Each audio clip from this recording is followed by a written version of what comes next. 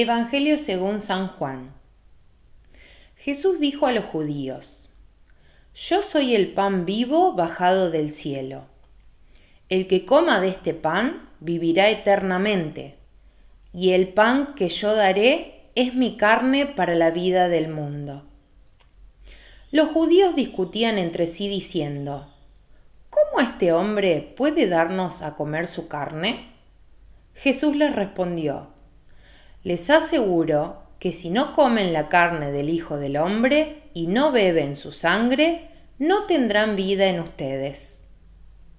El que come mi carne y bebe mi sangre tiene vida eterna, y yo lo resucitaré en el último día, porque mi carne es la verdadera comida, y mi sangre es la verdadera bebida. El que come mi carne y bebe mi sangre permanece en mí, y yo en él. Así como yo, que he sido enviado por el Padre que tiene vida, vivo por el Padre, de la misma manera, el que me come vivirá por mí. Este es el pan bajado del cielo, no como el que comieron sus padres y murieron. El que coma de este pan vivirá eternamente. Hola amigos y amigas, en este día de la celebración del cuerpo y de la sangre de Cristo, se nos presenta el capítulo 6 del Evangelio de San Juan, un capítulo dedicado al pan. Un capítulo que debe ser leído conociendo bien el Antiguo Testamento, la historia de Israel, la peregrinación en el desierto, la huida de Egipto. Aquí en este Evangelio vamos a encontrar el término pan. ¿Qué es el pan? El pan es un símbolo. El pan es aquello que tiene que ver con la vida. El pan es símbolo de la vida, es lo que nutre la vida, es lo que hace posible la vida. El otro término que vamos a encontrar en este Evangelio es el término referido al maná, el alimento del pueblo en el desierto. Entonces, el término pan y el término maná están ligados al hambre. Cuando hablamos de maná, Jesús habla del maná que comieron los padres en el desierto.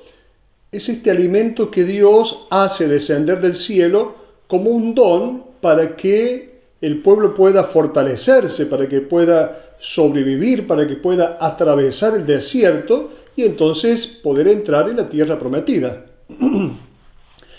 Nos vamos a detener sobre el término hambre.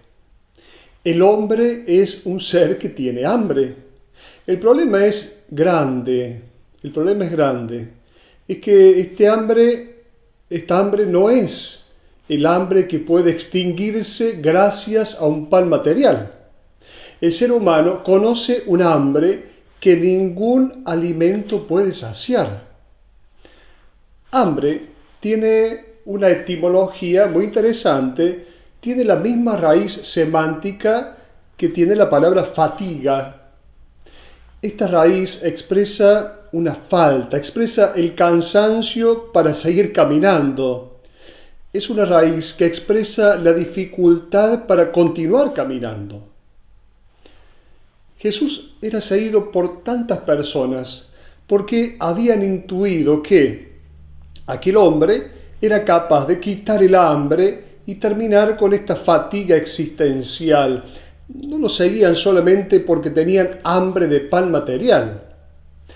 Hay un pasaje en el cual se dice que muchos hombres y mujeres lo siguen a Jesús varios días, olvidándose hasta de comer, porque habían entendido que seguir a Jesús era la única posibilidad para que el hambre existencial, el hambre de sentido, pudiera ser saciada.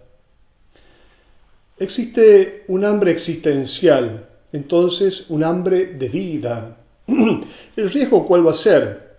Pretender responder al hambre existencial con el pan material, con objetos, con cosas.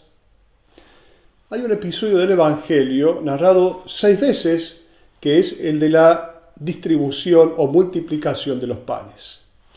Ahí vemos que Jesús se da cuenta que la gente tiene hambre. Felipe pregunta dónde podremos comprar alimento suficiente, pan, para saciar esta multitud. La lógica aquí consiste en pensar que se pueda saciar el hambre con el pan de las cosas materiales. Jesús dice que esta gente tiene hambre de otra cosa. El hombre tiene hambre de algo más profundo que de comida. Jesús lo dijo en otro pasaje: no solo de pan vive el hombre, sino de toda palabra que sale de la boca de Dios. Continuando con el episodio de la multiplicación de los panes, Jesús va a decir: denles ustedes de comer. Cuando le presentan la dificultad a Jesús, va a responder: denles ustedes de comer. La traducción podría ser: dense ustedes mismos como alimento. Como si Jesús les dijera: alimenten a esta multitud haciéndose cargo de ella ustedes mismos. Jesús nos está diciendo: si vos participás tu ser con los demás, habrá vida en abundancia. Porque si la vida se dona, se multiplica. La única manera de poder salvar la vida es compartirla, es darla. La vida que se retiene se pierde. Este es el significado simbólico de la multiplicación de los panes y los peces. Jesús ha indicado un modo para quitar el hambre que todos tenemos. Es lo que justamente cuenta el pasaje de hoy. Hay un detalle importante en el Evangelio de Marcos en torno al relato de la multiplicación de los panes.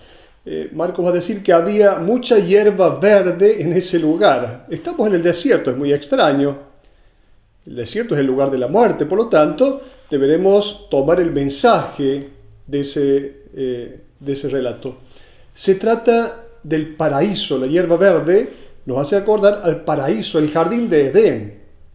¿Qué es lo que se nos quiere decir? Se nos quiere decir entonces que si comenzamos compartiendo la existencia, haciendo partícipes a los demás de nuestra vida, aunque a veces la consideremos pobre, insuficiente, inútil, pero si comenzamos a darla a los demás, a compartirla en una manera de relacionarnos donde cuidemos a los demás, entonces nuestra vida de desierto se va a transformar en un jardín y entonces habrá vida abundante para todos.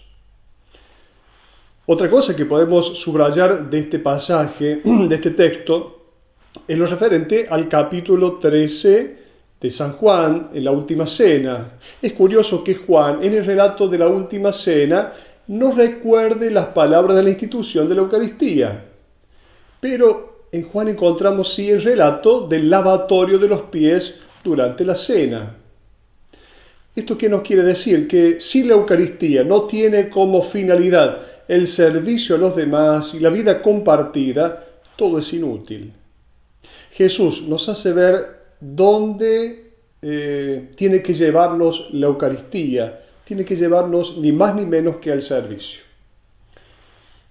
En este texto de hoy, Juan quiere presentar a Jesús como el nuevo Moisés. En el capítulo 6, Juan presenta a Jesús como el nuevo Moisés. Así como Moisés sacó al pueblo de Egipto, es decir, de la muerte, hace pasar al pueblo a la vida, así Jesús lo hace todo por el bien, por la vida de su pueblo. Moisés ha librado al pueblo y Jesús ha librado también al pueblo, salvándolo a través del don de sí mismo. Entonces Jesús en este pasaje nos va a decir cuál es el alimento necesario para realizar este paso de la muerte a la vida. En el antiguo pueblo, en Israel, el pueblo hebreo estaba prisionero de Egipto. Moisés lo libera, lo lleva a la tierra prometida. Ahora, ¿cuál es la esclavitud del nuevo pueblo, de la humanidad, diríamos, de cada uno de nosotros? La esclavitud es la de vivir prisioneros, ya no de Egipto, sino la de vivir prisioneros y esclavos de una lógica que es la lógica del poder, del tener, de la violencia, de la apariencia. Si el antiguo pueblo salió de la esclavitud alimentado por el maná, ahora Jesús nos dice que hay otro alimento que nos va a permitir salir de la esclavitud, que es el pan que Él da. Como si Jesús nos dijera: yo soy el verdadero maná, la verdadera fuerza que les va a permitir salir de esta esclavitud. Luego Jesús continuó diciendo que este pan es su carne que nos da para comer y su sangre que nos da para beber. La palabra carne en la mentalidad semítica significa la persona misma. La carne es la persona de Jesús. Comer la persona de Jesús significa asimilarlo, hacer propia la lógica, el estilo, las palabras de Jesús de Nazaret. Esto quiere decir comer a Jesús. Y luego beber su sangre. La sangre, en la mentalidad del tiempo de Jesús, significa la vida, significa entonces aceptar su vida. Por lo tanto, Jesús nos está diciendo que para sacarnos el hambre existencial que tenemos, que para encontrar el sentido de la existencia, que para poder realizar el pasaje de la muerte a la vida, de la esclavitud a la libertad, tenemos que comer su carne y beber su sangre, es decir, vivir como Él. Hasta la próxima.